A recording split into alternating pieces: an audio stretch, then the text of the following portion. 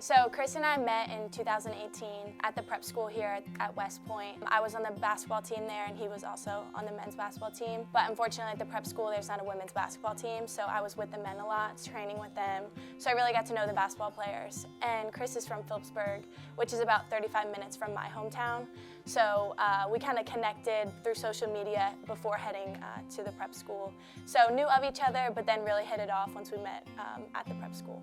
I knew that I liked Natalie when we took a trip to Temple University to meet up with a couple of our friends, and that was when the first time we went somewhere by ourselves without like the rest of the friend group. So that was definitely, I think, the time that I was like, wow, I think I really like this girl.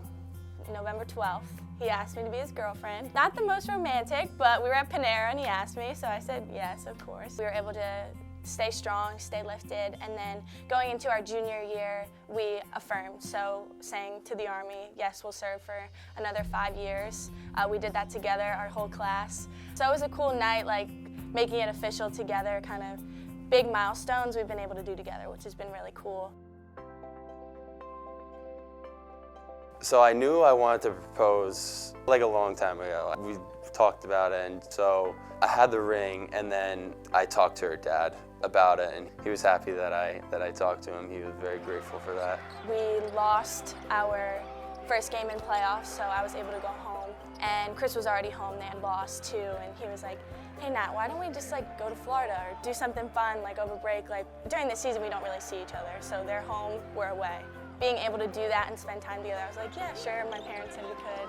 So his parents actually went with us. Every time we go on a family vacation, my mom does these scavenger hunts. That's just something she had always done for us when we were growing up. And Natalie had never done one, so we told Natalie right from the beginning of the trip, we're like, there's gonna be a scavenger hunt. My mom she's really excited about this because you've never done one, and that's just kind of her thing, that's what she does. It was around 4 o'clock, our last day, and she was ready, she was organized. So it started in our hotel room, and then it went to the whole resort, and then at the end, we had like little clues and put it together, and it said, go to the American flag on the beach. So we were like, okay, so we walked. I'm so oblivious, no idea. And I was like looking at the beach, no American flag. I was like, what? So Chris was like, it looks like there's an American flag blanket over there. I'm like, wow, good eye, right? So we walk over and we open it. There was a cooler, like drinks and stuff, and his parents are great, like just saying how proud they were. They wrote us a little note. We open up the cooler and it's like a note from my parents. It's like, there's food and drinks, and then they like gave us some money and like to treat us to dinner because we finished our seasons and we had a good season, just like to celebrate that. We were about to sit down on the blanket, and then I just said like, wait, I have one more thing, and then I just grabbed the ring.